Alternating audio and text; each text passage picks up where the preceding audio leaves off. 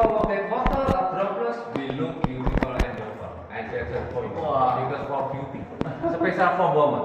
You hit the water, later you're beautiful and you're for yeah, What is that? Look at the water. And for your face, like this, look at me, for your face. ఇప్పుడు చూసారా మధ్యలో మనకు ఎలా పెద్ద కొండ లాంటి ఒక rock వచ్చింది, అది పైనుంచి పెరుగుతుందంట. ఇక్కడ ఉండే ఈ సల్ఫర్ రాక్స్ అనేవి ఈ పెరుగు తత్వం ఉన్నాయంట వీటికి. What is that? ఓకే, ఇది రాక్ క్రిస్టల్ అంట. మరి ఈ రాక్ క్రిస్టల్ దేంతో ఫామ్ అయిందో తెలీదు.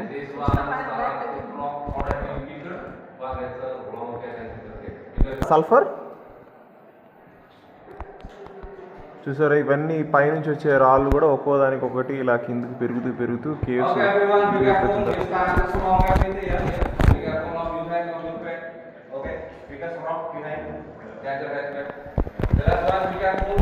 ఆయన అయితే మా కింద పైన ఎటు చూసినా మొత్తం ఇదిగో గబ్బిలాలే, గబ్బిలాలు గబ్బిలాలు చూడండి, గబ్బిలాలు ఎన్ని కనపడుతున్నాయో. ఎక్కడ పడితే అక్కడ గబ్బిలాలే. ఈ టార్చ్ లైట్లు వేస్తే తప్ప మాకు కనపడట్లేదు. గుహలో లైటింగ్ లేకపోవడం వల్లేమో మేము టార్చ్ లైట్ వేసుకొని వెళ్ళడం వల్ల ఆ టార్చ్ లైట్ ఎక్కడైతే పడుతుందో అక్కడ గబ్బిలాలు పక్కకు జరుగుతున్నాయి. మిగతా చోటంతా గబ్బిలాలు అట్నే కరుచుకొని ఉన్నాయి. ఏం గబ్బిలాలు రా నాయన. పాపం ఈ రాత్రిపూట ఏమి తింటాయో కానీ పౌలు మాత్రం శుభ్రంగా పడుకొని నిద్రపోతూ ఉంటాయి గబ్బిలాలు మాత్రం. అవిగోండి గబ్బిలాలు, ఎన్ని గబ్బిలాలు చూడండి, అవన్నీ గబ్బిలాలే, అవన్నీ గబ్బిలాలే, అవన్నీ గబ్బిలాలే. మా గైడ్ అయితే టార్చ్ లైట్ వేసి మాకు చూపిస్తా ఉన్నాడు. ఇప్పుడు దూరంలో మా గైడ్ లైట్ వేసాడు. ఆ సందులోకి మేము పోతున్నాం. ఆ సందులోకి పోవాలా. ఇప్పుడు ఆ సందు అంత సన్నగా ఉంది, దాంట్లోంచి ఒక్కొక్కలే కొద్దిగా ట్యూబ్ వేసుకుని చిన్నగా పాక్కుంటూ పోవాలంట. చూద్దాం మరి ఎట్టుందో. ఇక్కడ చూడండి ఎన్ని గబ్బిలాలు, లెక్క పెట్టడానికి కుదరని గబ్బిలాలు ఉన్నాయి.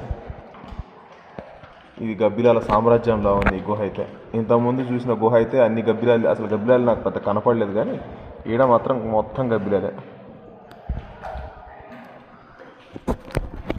సో గుహ యొక్క సన్నటి ద్వారానికి ఇప్పుడు రాబోతున్నాం, చూద్దాం.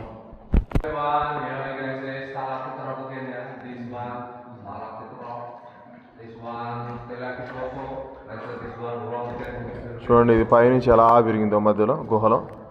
ఇది కరెక్ట్గా ఇది కిందికి వచ్చేస్తుంట కొన్ని సంవత్సరాలకి, ఇలా పెరుగుతూ. ఇవన్నీ సల్ఫర్ రాక్స్ అంట చూడండి.